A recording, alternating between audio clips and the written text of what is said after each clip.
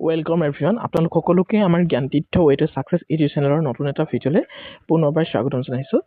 This is জ্ঞান প্ৰকাশ। তো জ্ঞান প্ৰকাশৰ সৈতে পোনপটীয়াভাৱে জড়িত হৈ থাকিবলৈ আপোনালোকে আমাৰ ইউটিউব চেনেলটো সাবস্ক্ৰাইব কৰাৰ লগতে আমাৰ যিটো টেলিগ্ৰাম চেনেল আছে তাতো আপোনালোকে জয়েন কৰি ল'ব, কাৰণ আমি তাত ৰেগুলাৰ মক টেষ্ট আৰু পিডিএফ নোটছবোৰ যিমান পাৰো প্ৰভাইড কৰি থাকোঁ।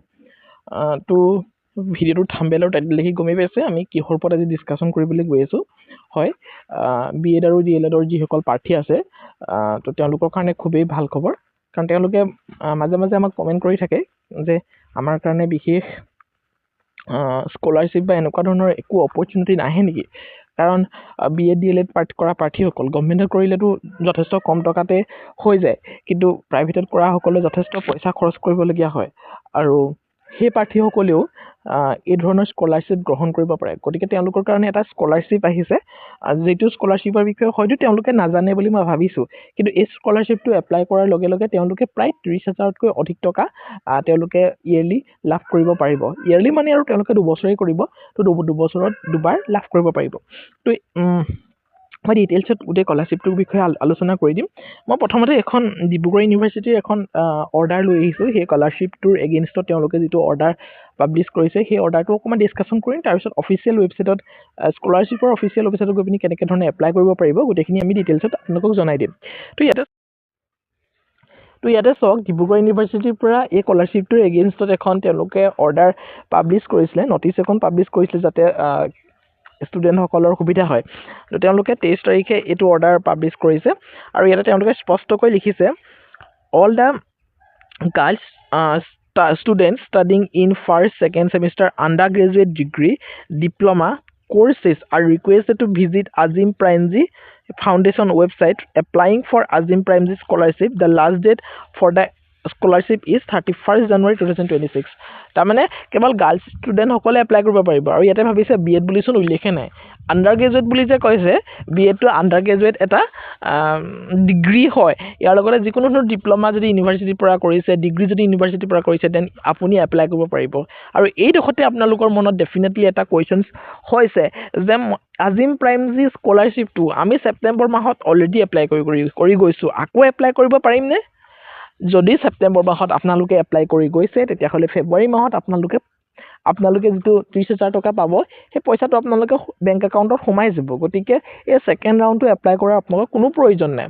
কিন্তু যিসকলে ছেপ্টেম্বৰ মাহত এই কথাটো গম নাপালে যে আজিম প্ৰাইমজি এনেকুৱা ধৰণৰ এটা স্কলাৰশ্বিপ দি আছে, তো তেওঁলোকৰ কাৰণে এইটো ছেকেণ্ড ৰাউণ্ড। তো তেওঁলোকে এতিয়া এপ্লাই কৰিব পাৰিব। এপ্লাই কৰাৰ পাছত 3 মাহ তেওঁলোকে ৱেইট কৰিব লাগিব। 3 মাহৰ পাছতে তেওঁলোকে বেংক একাউণ্টত 30,000 টকা লাভ কৰিব। সেইটোৱে কথা।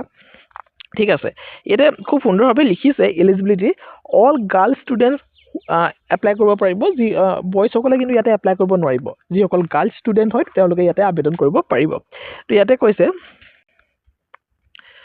স্পষ্টকৈ কৈছে, চাওক, পাছ both class 10 and class 12 as a regular student from a government school or college in any of the eligible states or union territories. সকলোবিলাক ষ্টেটে এপ্লাই কৰিব নোৱাৰিব, আমাৰ অসমে এপ্লাই কৰিব পাৰিব কাৰণে মই আপোনালোকক ভিডিঅ'টো বনাই দিছোঁ। Have taken admissions in the first year for academic session 2025-26 as a regular student of a recognized undergraduate degree or diploma course 2 to 5 years at a government or a মানে আপোনালোকে প্ৰাইভেট কলেজতো যদি বিএড কৰি আছে, definitely apply কৰিব পাৰিব। অসমৰ পৰা যদি কৰি আছে বা অৰুণাচল প্ৰদেশৰ পৰা কৰিলেও আপোনালোকে আবেদন কৰিব পাৰিব, কিন্তু আপোনালোকে ৰেগুলাৰ মোডত কৰা হ'ব লাগিব। বিএডটোতো আপোনালোকে ৰেগুলাৰ মোডতে কৰি আছে বাৰু, সেইটো জনা কথা। কিন্তু বেলেগ যদি আণ্ডাৰ গ্ৰেজুৱেট ডিগ্ৰীও কৰি আছে বা আপোনালোকে ডিপ্ল'মাও কৰি আছে, তেতিয়াও আবেদন কৰিব পাৰিব, কিন্তু আপোনালোকে ৰেগুলাৰ মোডত কৰা হ'ব লাগিব। বুজি পাইছে? স্পষ্টকৈ গোটেইখিনি কথা মই কৈ দিছোঁ। তো ইয়াতে এখন ডিব্ৰুগড় ইউনিভাৰ্চিটিৰ অফিচিয়েল এটা নটিচ আছিলে, মই তেওঁলোকৰ যিটো আজিম প্ৰাইমজি ফাউণ্ডেশ্যন আছিলে, তো তেওঁলোকৰ অফিচিয়েল নটিচটো মই দেখাই দিওঁ। তো এখন তেওঁলোকৰ আজিম প্ৰাইমজি স্কলাৰশ্বিপৰ এটা অফিচিয়েল ৱেব পেজ হয়। তো ইয়াতে যদি চাই আজিম প্ৰাইমজি, ইয়াতে গৈ পিনি আচলতে আপোনালোকে আবেদন কৰিব পাৰিব। এইটো এটা ইনিচিয়েটিভ হয় to support girls students to pursue their college education. ইয়াতে ৰেজিষ্ট্ৰেশ্যন কৰিব পাৰিব, ইয়াতে আপোনালোকে লগ ইন কৰি এপ্লাইটো কৰিব পাৰিব। ইয়াত ডিটেইলছ দিয়াই আছে, আপোনালোকে চাই ল'ব। All Azim Premji scholarships is a part of the Azim Premji foundation's commitment to improving the quality and equity of Education in India. The initiative seeks to support girl students from disadvantaged backward to pursue college education through an annual scholarship of 30,000. মই কৈছো নে 30,000 আপোনালোকক প্ৰদান কৰা হ'ব গতিকে আবেদন কৰক তললৈ যদি চাই আপোনালোকৰ স্কলাৰশ্বিপ এটো ৰিনিউৱেলৰ অপচন এটাও আছে যেটো নেকি 2025 বৰ্ষত কৰিছে কিন্তু এতিয়া বৰ্তমান 2025-26 বৰ্ষত যিসকলে এডমিশ্যন লৈছে তো তেওঁলোকে আবেদন কৰিব পাৰিব আৰু এই 2024 আৰু 26ত যিসকলে লৈছে তো তেওঁলোকে এতিয়া ৰিনিউৱেল কৰিব পাৰিব ঠিক আছে নেক্সট ইয়াতে এলিজিবিলিটি টু দিয়া আছে এইখিনিটো মই পঢ়িয়ে গলো এটা ষ্টেটছ অৰ ইউনিয়ন টেৰিটৰিজ কোন ষ্টেটৰ পৰা পাৰিব এইটো অসমে পাৰিব অৰুণাচল প্ৰদেশে পাৰিব বিহাৰৰ পাৰিব ছত্তীশগড় পাৰিব ঝাৰখণ্ড কৰ্ণাটক মধ্যপ্ৰদেশ